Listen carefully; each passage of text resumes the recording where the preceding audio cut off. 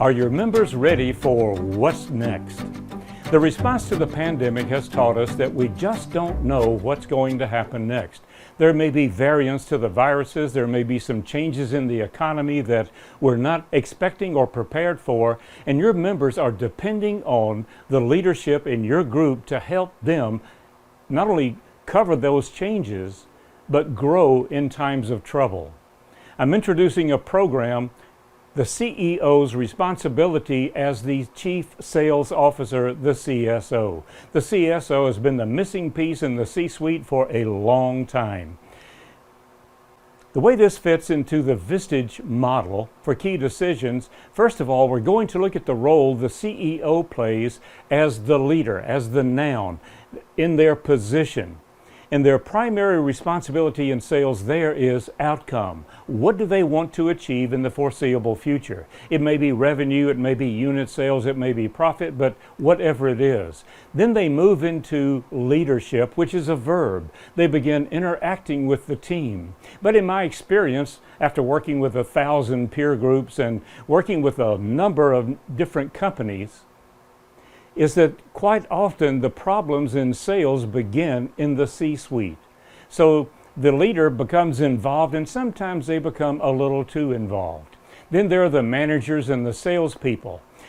Your members need to determine, is it time for them to fine-tune the familiar, that is, keep doing what they're doing now, only do it better, faster, and at a lower cost, or is it time to redefine the roles inside their organization? And that's what this new program, this session, is all about.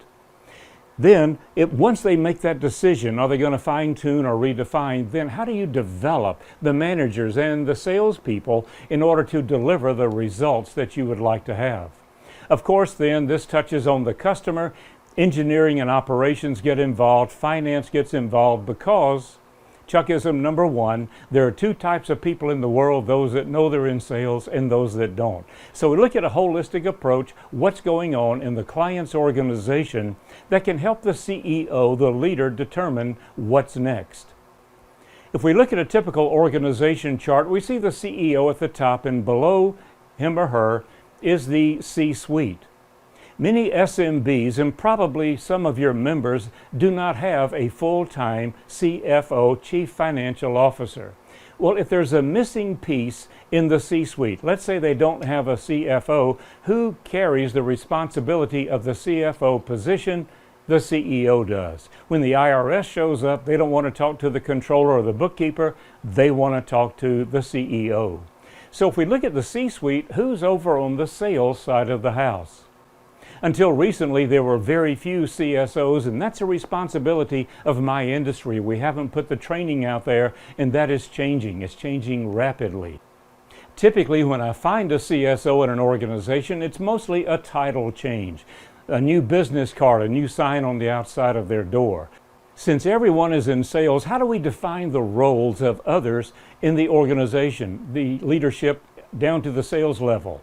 The CEO is the corporate visionary. Every organization needs a visionary, talking about the future. CEOs are looking at next year, not tomorrow. Then there's the C-suite. That's where the strategies of the vision of the CEO are developed. The next level down of management, sometimes VP, sometimes directors, these people develop the tactics to achieve the strategies to achieve the vision. Then we get down to the management level, sales manager and salesperson, and we're getting into the task level. Here's where I typically find problems in a sales organization. When the CEO gets involved below their level, the vision is abandoned. There are three drivers of change: demographics, processes, and technology. And all three of these are impacting sales significantly now, especially in the post-pandemic era. What we're seeing in demographics is buyers have become sellers. Most buyers are better at buying than salespeople are at selling. That was true prior to the pandemic.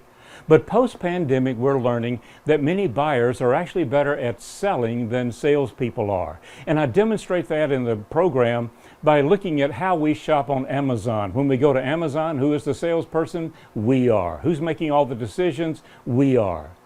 Then when we look at the processes that are changing in sales, and these continue to change at least monthly, sometimes weekly.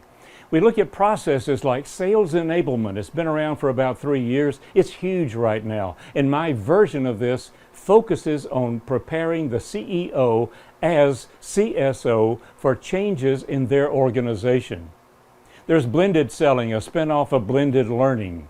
There are new ways of compensating salespeople. We no longer compensate just on revenue. We can compensate on profit. And there are some rules there that have changed in compensation. Organizational structures are changing. We're finding now that most sales professionals, not salespeople, but sales professionals, need to wear at least 2 hats if the organization is going to grow. We're finding collaborative selling at the strategic level down and also within the sales organization. Supply chain selling, Kaizen and Lean for sales, and the list goes on. Technology is changing dramatically. One of the biggest changes in sales technology is the grid. And to demonstrate this, I actually use a grid during the presentation. Here's the meeting format. We begin with, what is your most significant sales issue? For each individual member, what is your most significant sales issue? You can ask for this when you send the meeting notice, but we will open the meeting with this as we introduce each member. So we go around the room, ask each member, who are you, what do you do for a living, and what is your most significant sales issue? And at that point, I give them some ideas based on my decades of experience with companies like theirs. This is sort of a group CSO therapy session, because once I give my ideas, the other members give theirs as well. Whenever 2 minds come together, a third mind is created. Imagine stirring up a conversation about your most significant sales issue at the kickoff of the program. Then for whatever time is left, the members will actually choose the topics we talk about by using the grid. The grid is a powerful tool. They'll see it in action, and they can decide if they want to move forward with it.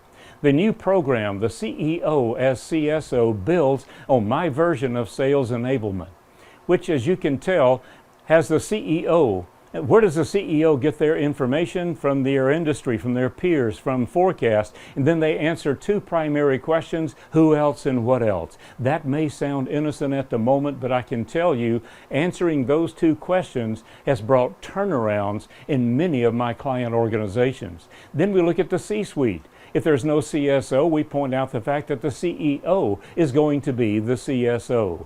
Then we look down the organizational chart to the tacticians and to the tactical and task level people, which goes all the way down to the salesperson. And here's the point of all this. We have a visual here that will stick in their mind for a while. We go into details about what each of these levels specializes in and what they're supposed to be doing. And this becomes collaborative selling at the organizational level. Collaborative selling at the organizational level. We'll also talk about collaborative selling at the sales level, but this is the organizational level. And what we learn from this is higher up in the organization, people are transformational. Lower in the organization is people are transitional. And this is where sales communication has been breaking down in my clients' organizations, because communication is supposed to look like this, layer to layer to layer.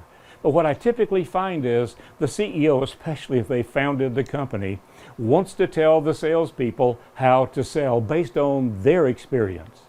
So in this program, let's see what we can do to help your CEOs become better CSOs. Teach others.